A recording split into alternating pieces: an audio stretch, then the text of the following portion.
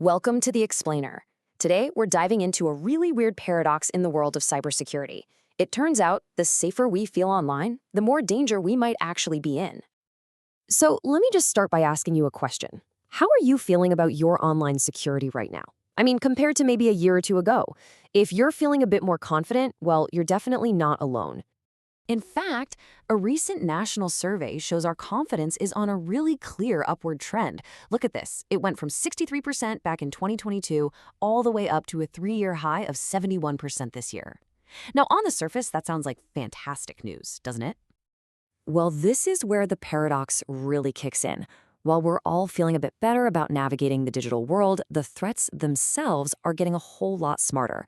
Cybercriminals are using everything, AI, cryptocurrency, you name it, to disguise their attacks as just normal everyday stuff. Think about a text about a package delivery or an overdue road toll. It's exactly this growing gap between how confident we feel and what the real threat looks like that we're going to dig into today.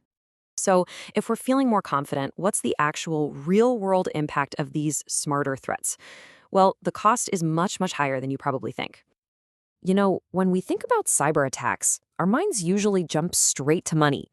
But that's not the biggest cost, not by a long shot. For the folks who get hit, the number one loss is actually time. And right behind that, stress.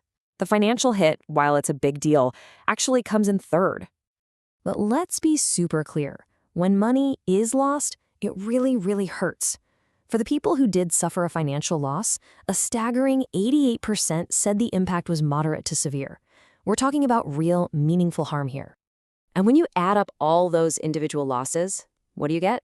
The total estimated cost to New Zealanders in 2024 was $1.6 billion. That is just a massive figure, and it really shows you the enormous scale of this problem. So with costs that high, both emotionally and financially, you think we'd all be super vigilant, reporting every single attack, right? Well, the data shows something else entirely, a kind of surprising national apathy. Yeah, it turns out that's a big no. A pretty startling 44% of people who get hit by a cyber attack never report it. That's almost half of all incidents, and that creates this huge blind spot that makes it way harder to actually catch these criminals.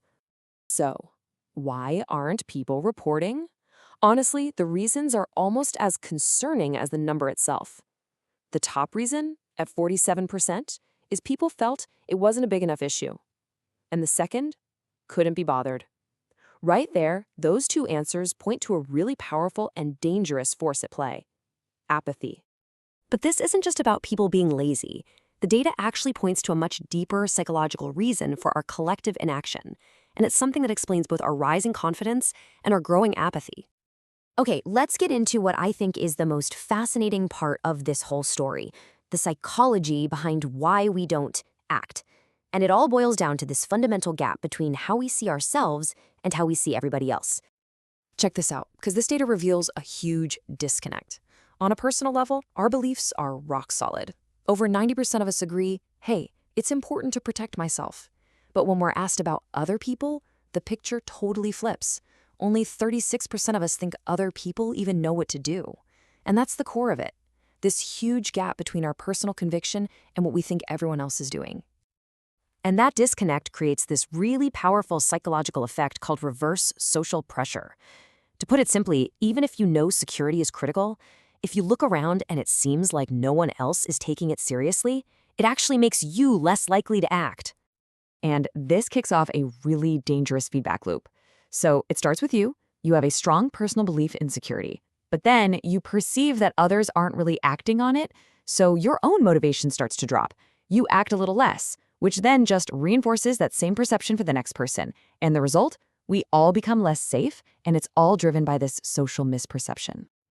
And you can literally see this effect pop up in the data when you ask people why they don't take simple protective steps.